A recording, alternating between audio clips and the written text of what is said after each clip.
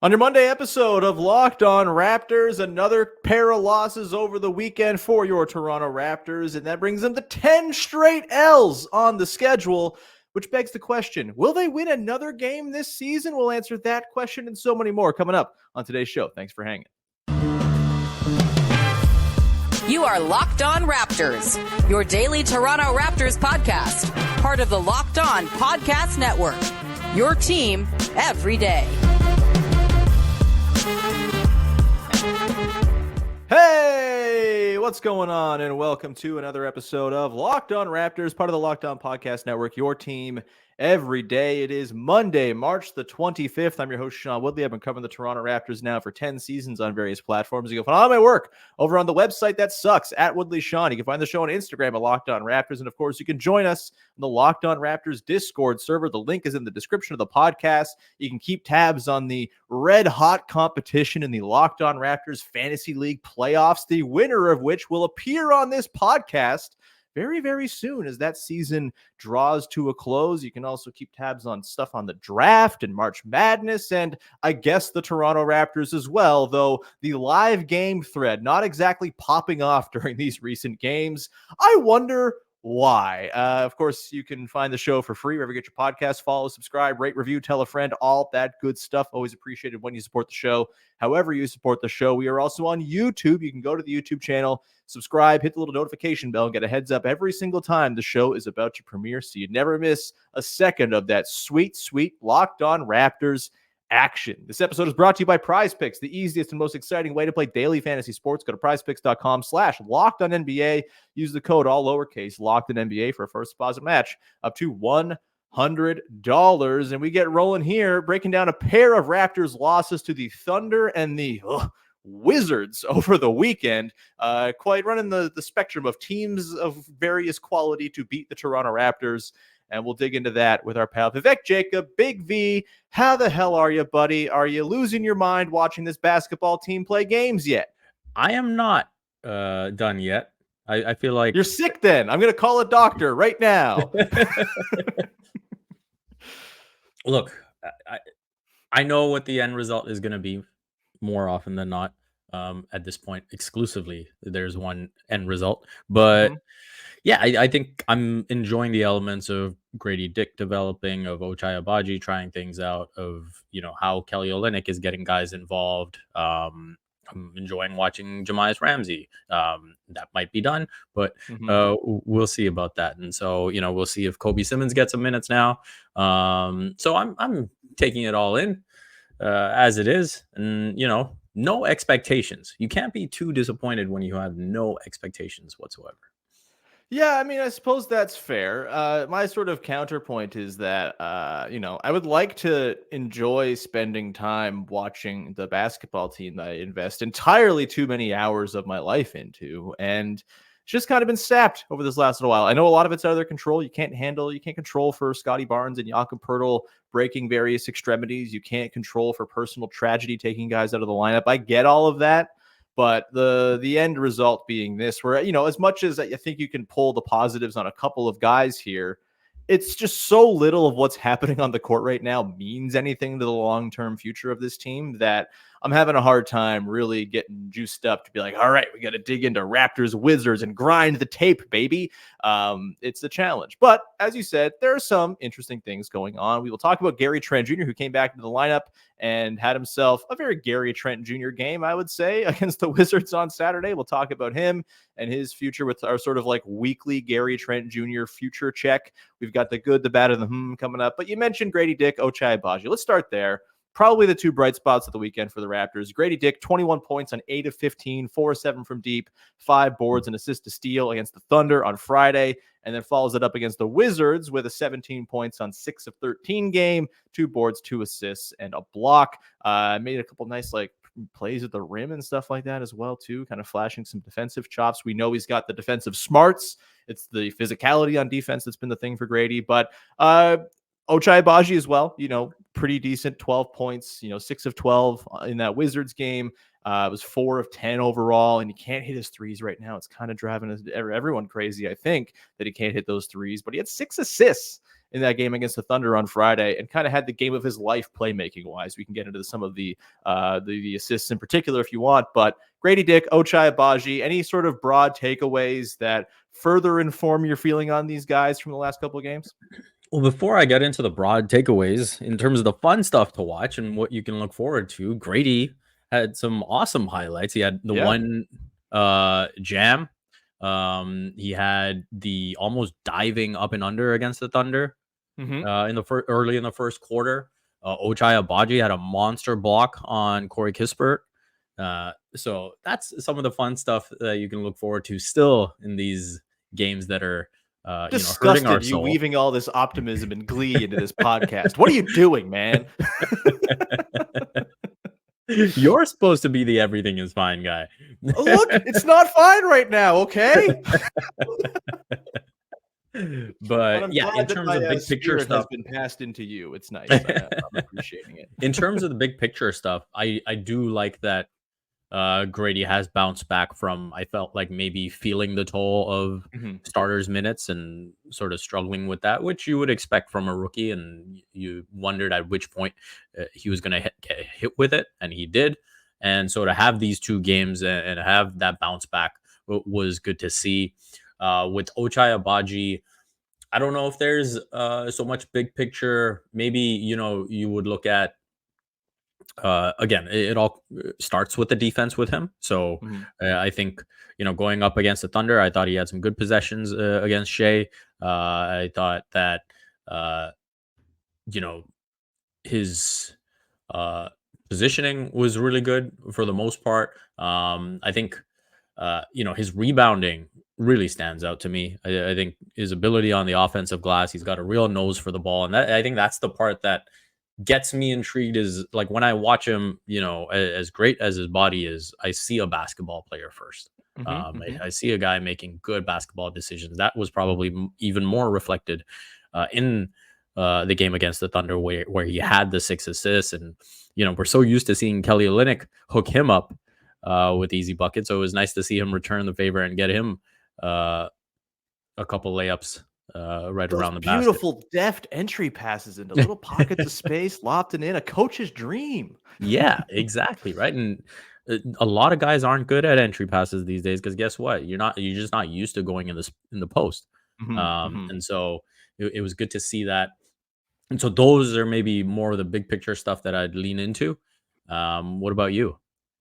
Yeah, I mean, I think with Gradey, really nice to see him bounce back and kind of find the sea legs again after a little bit of wobble there. And like you said, I don't think it's shocking that he was having some trouble with the expanded role, being like the second option of the offense for a long stretch there. And, the most tenured Raptor on the court. Oh my God, man, what are we doing? But yeah, I think I didn't need to see much more from Gradey this season to feel good, but I do think this little bounce back is very encouraging still. It's nice to see that he could kind of have that nadir of his season and then bounce back, have a couple nice games and look more comfortable, look like the legs were back. I was in the house for that Kings game last week where he shot 1 of 8, and it really felt like the legs just were not there for him. And nice to see that he kind of popped back up, looked sprightly, hitting them from deep as well, trying them from deep in these games over the weekend. So yeah, all really good stuff there. With Agbaji, like the passing, really nice stretch in that Thunder game with like a lot of, sorry, was it the Wizards game? Thunder game? Thunder game. Yeah. Like the beautiful cross court pass he had corner to corner to Jonte Porter right in the shooter's pocket. That was pretty sweet. He had like a live dribble, pick and roll, drop, pocket pass to Kelly Olynyk in traffic. Like that's all really encouraging stuff. I think that probably bodes well most for like his role in the second unit next year. Like if he can do a little bit of secondary creation in a pinch, I think that's huge for those lineups that did start to look like they were gaining some steam before Scotty Barnes went down. I don't think he profiles as a starter to me, and it's mostly because he just can't hit his threes. He's down to 23% as a Raptor. He was 1 of 10 over the weekend. Despite all the good he did, he was 1 of 10 at the thing that's maybe the most important for keeping him on the floor. And, he's down to 33% for his career. He doesn't really have a track record of being a high-end three-point shooter. and it's mostly all come from the corners. Above the break, it's a lost cause for him. And so I'm still a little dubious. I'm still a little like, is he going to be part of the plans here? Is he an 8th or 9th guy? Is he more of like a 12th guy on the next version of the Raptors that is competitive? But I do think he's showing enough here with the sort of secondary skills that he's going to start next season kind of penciled into that second unit. And I think that's perfectly fine. Gradey Dick will be there as well, one would assume. And, I'm sure a draft pick or two will probably find their way into that mix as well. But I think if nothing else, we're seeing that Ochai is taking his claim to, at minimum, the 8th or 9th man job on next year's team, which is, I think, all you could really ask for from a guy who I don't think is super projectable as far as, massive enhancements in his game. It's kind of fine-tuning the things he's already good at, and then, please, for the love of God, knocking down some threes here and there. We'll come back on the other side. A guy who came back over the weekend, Gary Trent Jr., played against the Wizards, had 31 points on 26 shots. The Gary Trent Jr. special, baby. We're going to talk about him, his future, and do a little retrospective on the Norman Powell trade, as Vivek talked about this in his weekly newsletter this week. So we'll get into that coming up in just one sec. Today's show is brought to you by Robinhood Retirement. Do you know that if you have a 401k for retirement, you can still have an IRA? Robinhood has the only IRA that gives you a 3% boost on every dollar you contribute when you subscribe to Robinhood Gold. But get this, now through April 30th, Robinhood is even boosting every single dollar you transfer from one retirement account from other retirement accounts with a 3% match. That's right, no cap on the 3% match. Robinhood Gold gets you the most for your retirement thanks to their IRA with a 3% match. This offer is good through April 30th. Get started at robinhood.com/boost. Subscription fees apply. And now for some legal info. Claim as of Q1 2024, validated by Radius Global Market Research. Investing involves risk, including loss. Limitations apply to IRAs and 401ks. 3% match requires Robinhood Gold for 1 year from the date of first 3% match. Must keep Robinhood IRA for 5 years. The 3% matching on transfers is subject to specific terms and conditions. Robinhood IRA available to U.S. customers in good standing. Robinhood Financial LLC, member SIPC, is a registered broker-dealer. Today's show is also brought to you by our friends over at eBay Motors, and you got to check them out right now because eBay Motors is the place for passion, drive, and patience. What brings you home the winning trophy is also what keeps your ride or die alive. eBay Motors has everything you need to maintain your vehicle and level it up to peak performance, from superchargers, roof racks, exhaust kits, LED headlights, and more. Whether you're into speed, power, or style, eBay Motors has got you covered. With over 122 million parts for your number one ride or die, you'll always find exactly what you're looking for. And with eBay Guaranteed Fit, your part is guaranteed to fit your ride the first time, every time, or your money back. Because with eBay Motors, you're burning rubber, not cash. With all the parts you need at the prices you want, it's easy to turn your car into the MVP and bring home that win. Keep your ride or die alive at ebaymotors.com. Eligible items only. Exclusions apply. eBay Guaranteed Fit only available to U.S. customers.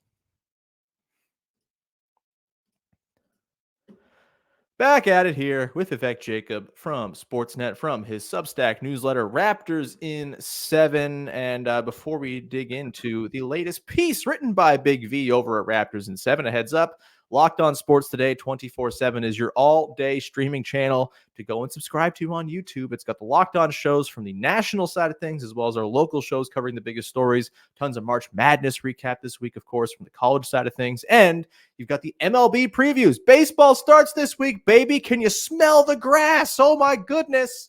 Locked On Sports Today 24/7. I'm going to give you all that Blue Jays and MLB preview content you could possibly want. All right.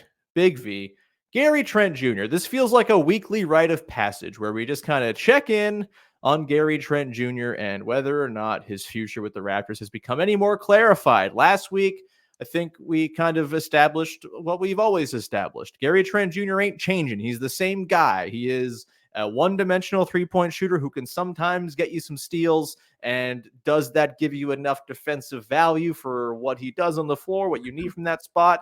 Kind of an open question. I think we all agree that he's probably not worth the $18 million or so that he's making this season.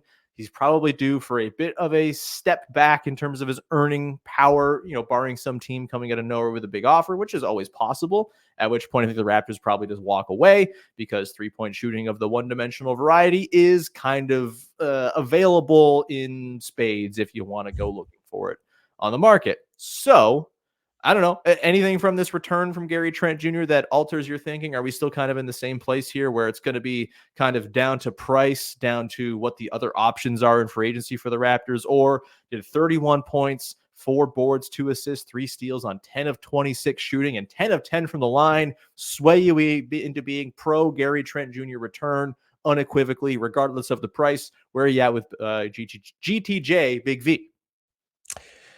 I'm pretty much in the same place I've been because I think you could look at this stretch and really say it's pretty similar to his initial stint with the Raptors in Tampa, where he kind of blows the doors off and is going off, and you're looking at it saying, "Whoa, wow, that trade makes a whole lot of sense. You got a whole lot younger, and you got the you got this guy that can shoot the lights out." And what do you have, that 44-point game against Cleveland where he missed like 2 field goals? Game winner against the Wizards was also a banger. Yeah. So I think he's playing great. I think defensively we're seeing what he's like at his ceiling, where he's able to use his hands and really disrupt the dribbler and create deflections and steals and get the Raptors out in transition. And then we also see the downside of, where if he gets into a mismatch where he is a bit undersized going up against his own position, then it becomes difficult. If he gets switched on to someone else, then he becomes overly reliant of like, hey, I've got to find a way to tap the ball out here or I'm in trouble, So I think we know what Gary is as a player. You described that entirely. And so for me, the way I look at it is with a lot of players, with a lot of 25-year-old players, you usually bake in potential. Sure. And for me, when you look at Gary Trent Jr., what he's been with the Raptors, that has not really changed. And so I would not bake in that potential in terms of what a contract offer would look like. Yeah, I mean, to your potential point, right? Like, I would argue they were baking in potential when they signed him to the deal he's currently on. And, he was, 22 then?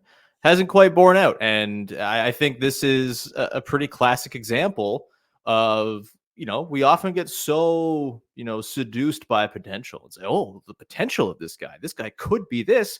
This guy could be anything. He could even be Norman Powell, which brings me to, on the 3-year anniversary of the Gary Trent Jr. for Norman Powell trade, which it feels way longer than 3 years since that went down. But that's what it's been. And I think Gary Trent Jr. is like the second longest serving Raptor in that 3-year time frame. Wild. But in those 3 years, the Norman Powell Gary Trent Jr. trade has been sort of something I don't think a lot of Raptors fans have gotten like too mad about necessarily. It's not one of those, oh my God, how could you possibly make that kind of trade? It's not the Jakob Poeltl trade, which has the fan base split down the middle, or maybe more sort of like 75-25 in sort of meltdown mode over how they feel about it. It's been sort of a, oh yeah, that trade happened and, it worked out the way it worked out. But now we're 3 years out exactly, which I did not at all plan. I just looked it up while we're talking here today. I wish I were that studious in the way I put together the podcast sometimes, but not today. This is just a happy accident, but it is 3 years since the deal.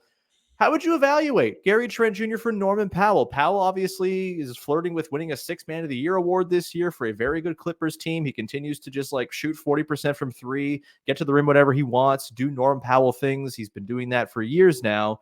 I think there was maybe a perception that when he signed his deal with the Blazers, it was maybe a bit of an albatross contract, and they ended up moving him for basically next to nothing in a salary dump, essentially, to the Clippers. But he's remained pretty much the exact same guy he was during his last couple seasons in Toronto through to now.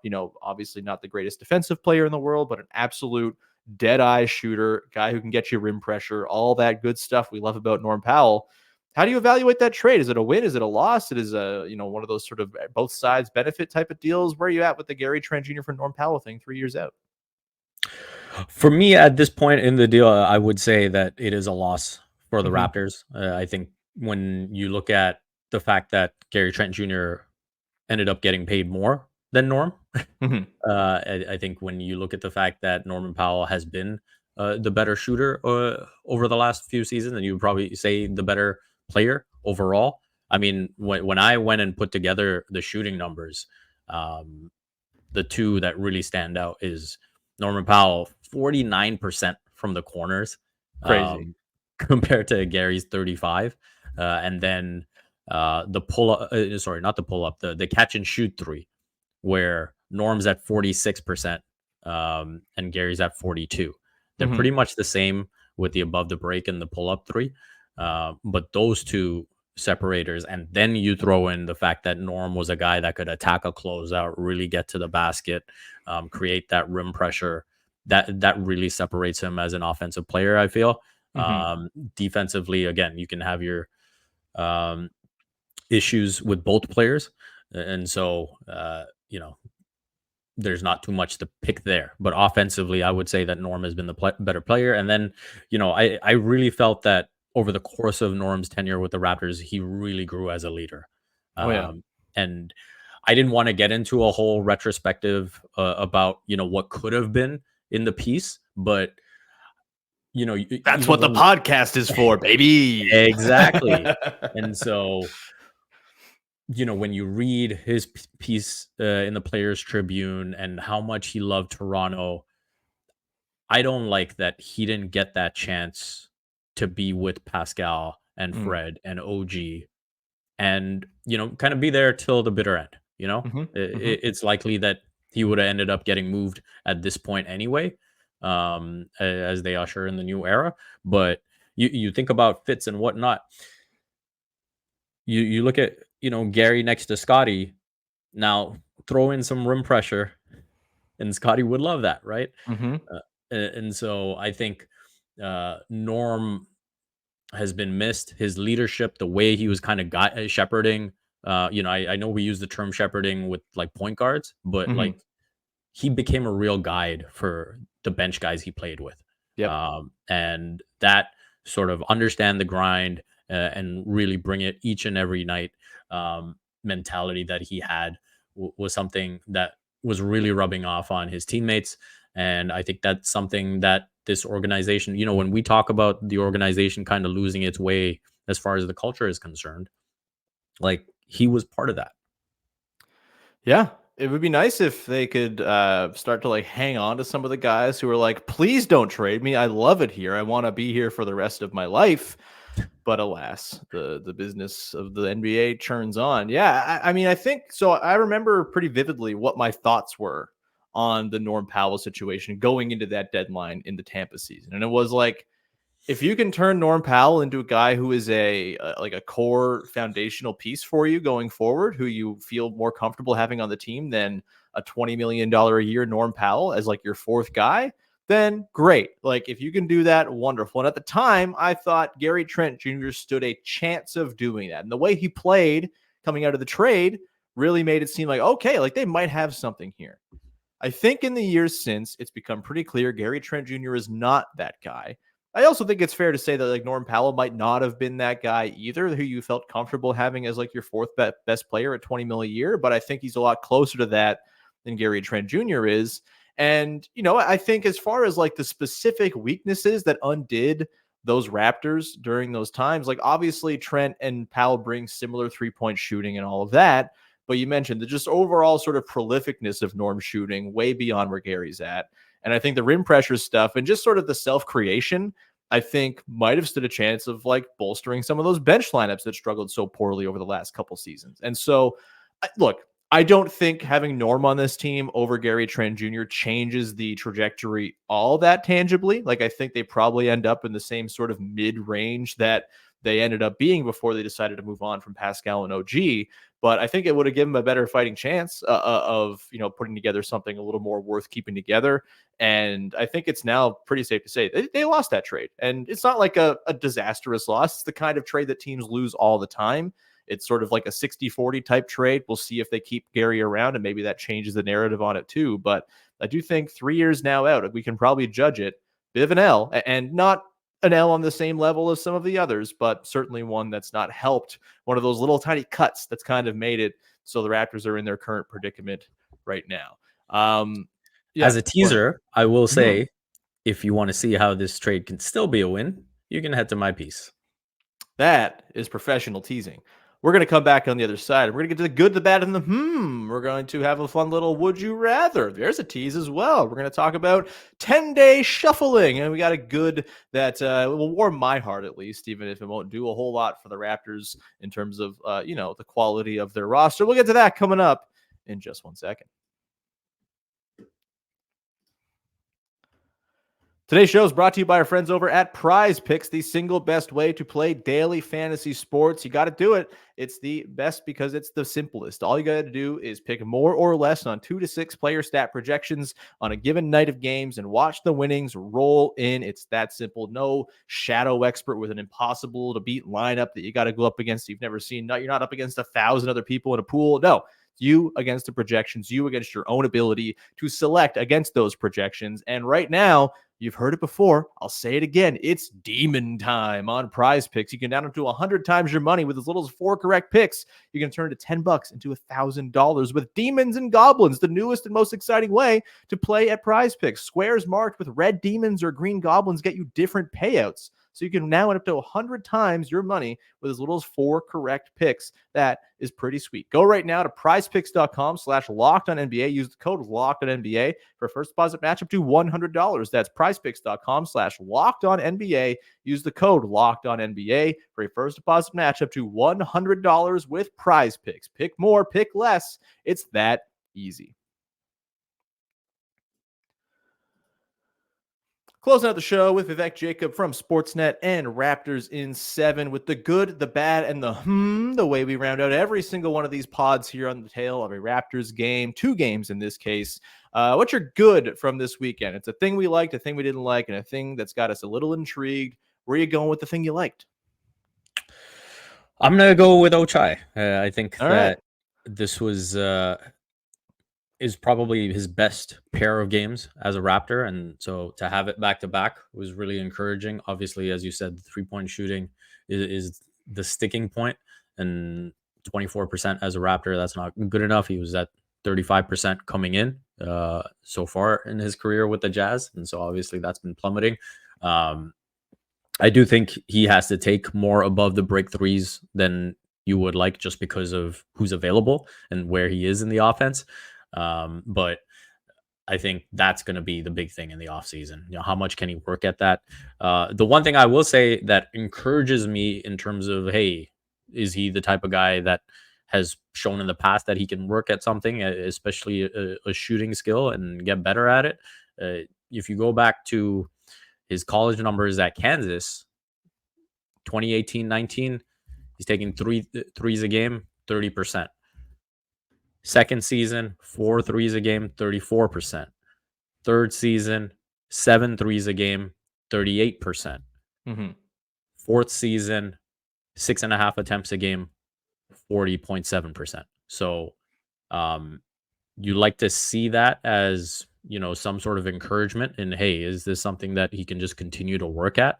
But now, we need to see that work in the offseason and need to see him level up to being a respectable threat. Yeah, we'll see. I think I'm less optimistic on the 3-point shooting than you are, but I would expect nothing less than optimism from you, the captain of the Ochai Agbaji bandwagon. I am going to go with just a subtle good for a dude who's been a beacon of good vibes and tutelage and veteran wisdom all season long, getting some run. Garrett Temple playing minutes, hitting shots. We love it. 8 points plus 10 against the Thunder on Friday. Should have played him more than 18 minutes. Give him 40 minutes of action. I don't care. He could probably handle it, right? I don't want to hurt him. I know he's like very, very old now, but then he comes back, plays against the Wizards, hits a 3 points, 5 boards, 2 assists, 11 minutes. Love it. A guy who has been pretty cool to have around all season long, constantly kind of talking to the young dudes, keeping the vibes light on the bench. I would presume he's just going to walk into a backbench assistant role once he retires from the Raptors at the end of this season. But yeah, happy to see Garrett Temple getting a little bit of room to cook here, because I mean, what else are you going to do? Watching an old guy cook, that's about as fun as you're going to get with this team as of right now. What is your bad from this game, or these games? So I'm actually going to go specifically with a bad from the Wizards game. Okay. And I am going to go at the referees a little bit. Oh my because God. You're doing a ref talk for a team that's 23-48. You're sick. Go carry on. my point is just this. It's one thing for fans or whoever's watching to be like, "Oh my God, I can't believe I'm watching Raptors versus Wizards on a Mhm. Saturday night." Sure. But for the referees to referee like, "Oh, this is just Raptors Wizards," I just Mm. thought they were pretty disconnected from the game. Sure. And I thought that was highlighted when Kyle Kuzma took a very clear cheap shot at Kelly Olynyk, and that should have been the end of his night. Mhm. Um, and they didn't even look at it. Uh, and so that's my issue with that game. Like That's at the fair. end of the day, you got to ref every game seriously, and Mhm. they were pretty much to me out there like it was like, oh, it's just Raps Wizards. We can miss some calls tonight. Yeah, But perhaps a human inclination, but I'm with you. They should probably do their jobs. Use it as a practice ground, at least, to do their jobs better and gain important games. Always wins and lessons. My bad is did you hear that they've lost 10 games in a row? Big V. It's a lot of losses in a row. They stink. It's like a totally lost enterprise at the moment, and it's setting up what I think is going to be in a year that's been full of sort of very annoying and upsetting retrospectives on the Jakob Pertl trade, is going to set up maybe the worst month yet when it comes to the dread of the draft pick thing hanging over the Raptors. As of right now, the Raptors are worse than the Grizzlies. That means they are in the 6th place in the lottery odds, which means, if everything stays chalk, they get to keep their pick. However, the lottery odds don't like chalk because it's only a 46% chance the Raptors will actually keep their pick if they are in that 6th spot, which means if they finish where they are now, there will be a month of sitting there and worrying about a coin flip. That sounds not fun to me. So I have a would you rather for you, Big V. I feel like I know you're going to go with this one. I think everyone knows where I'll go with this one, but I want everyone out there who's all like, keep the pick at all costs. Again, totally out of your control. But anyway, the keep the pick crowd, I just want to present the unfortunate reality that is going to be the next couple of months of your lives if, in fact, the Toronto Raptors end up with the 6th best odds in the draft lottery. So would you rather finish with the 6th worst odds or 6th best odds and sit for a month thinking about this coin flip and going insane, or would you prefer to be 7th in the odds, kind of resigned and not keeping your pick with an outside shot of actually jumping up into the top 4, which might actually mean something? Where are you at? What would you rather between those two? 6th odds and dread, or 7th odds and resigned sadness? yeah, give me the 7th odds and the resigned sadness, the Mhm. hope of sneaking into that top 4. Um, I did a piece on how that's kind of shaken out, the Mhm. 7th best odds versus the 6th best odds, and whether or not to convey the pick. You can check that over at Raptors in 7 as well. And so, yeah, for me, it was very much like, compete, play the games. The results will be what the results are. But obviously, so much of what's happening now has just been dictated by injury and, Mhm. losing Scotty, losing Yak. I was enjoying watching that team play. Um, until that Warriors game where Mhm. Scotty hurt his finger. And so, yeah, I think a lot of it has kind of just been dictated by the injuries. And to your point earlier in the podcast, a lot of what we really wanted to learn has been taken away. And Mhm. so I'm kind of resigned regardless. And uh, it's definitely a bad look that the organization is even in this position, right? Sure. Where you are in position to potentially keep the pick in a very bad draft and potentially still be bad next year, Mhm. um, and have that situation, Yeah. No 6th overall pick in this year's draft is saving next year's outlook. It's going to depend on a whole lot of what else they do in the summer to determine what next year's pick is going to look like. we'll see what their intentions are for sure. But yeah, I'm with you as well. Give me those 7th odds and a chance of jumping up. I don't want to be sitting there fretting over a coin flip for a month before the lottery. That sounds like a miserable existence. And anyone who wants it is, frankly, a psycho. And I know who people in the Discord know what I'm talking about. You're all sickos. Let's get to the what you got for your to round it out. So as far as the goes, I wanted to just look at, Kelly Olynyk. It's like, what aspect of his defense can you improve? Right. And I think he just kind of resorts to the charge a bit too much. Sure. And I think, is there an opportunity to maybe coach that? And obviously, this is a huge developmental staff that they've got on board. And so, in terms of just wondering how much can Kelly improve, he's got the extension. I think just getting away from the charge a little bit. He's not going to be, jumping above the rim blocking shots, but I think he can be a bit more of a verticality guy. I think I think verticality comes down to like smarts and positioning. He's already positioning himself for the charge, and so I think doing a bit more of that, as opposed to either getting sidestepped and sometimes giving up and ones without much of a contest, or just getting there late, or frankly just doing it too early. Is not to the Scotty degree where he's trying to throw guys off, but I think that's one thing I kind of am looking at now and saying, what are the opportunities for Kelly to improve defensively? Yeah. I mean, I do think one of the things that will improve his defense is just like having better defenders around him and more competent players. And it's not so incumbent upon the team to score a bunch of points just to stay alive, as a or they'll have more ability to score a bunch of points to stay alive when he's on the floor, I should say. But yeah, it's interesting to see. We think about development through the lens of early 20s guys, but can you sprinkle in little bits of development for guys who are way further developed? And they're incentivized to try to do that with Kelly. He's going to be around for at least 2 more years, so that's a good one. I like that pull. My is just no more Jahmi'us Ramsey. I'm going to miss his dunks, man. The 10-day has been handed over now to Kobi Simmons, who's been playing with the 905. I don't really have a strong opinion one way or another. These guys are probably not fit for the future anyway. But Jahmi'us Ramsey seemed like he was doing some stuff and, got a start. I thought it was a little curious that he didn't figure into the plans, at least for another 10-day deal.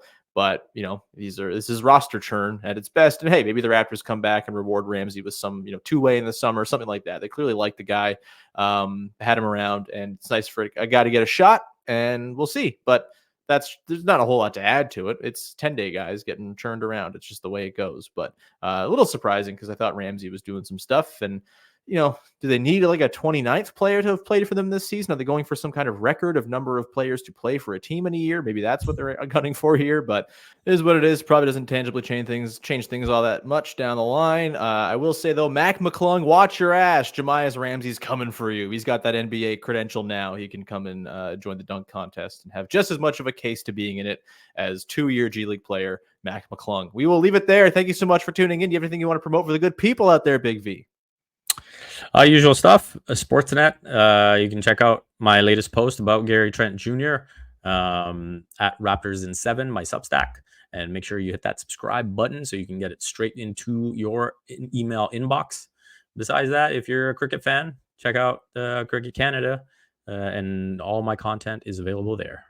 Excellent. Everyone go do that. You can find me at Woodley Sean. Follow, subscribe, rate, review, tell a friend. We're on the Discord, of course. You can join us. Link is in the description of the podcast. It's free to join. We'd love to see you in there. And we will talk to you again tomorrow as we break down Raptors Nets.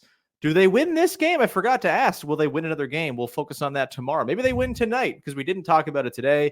If they lose tomorrow, we will certainly reckon with that question. Will they win another game this season? That'll all come up on tomorrow's show. Thanks so much for hanging. Bye-bye. We might have to pull that one to video review. I don't know. TBD on that one. We'll talk to you tomorrow. That's another tease. Bye.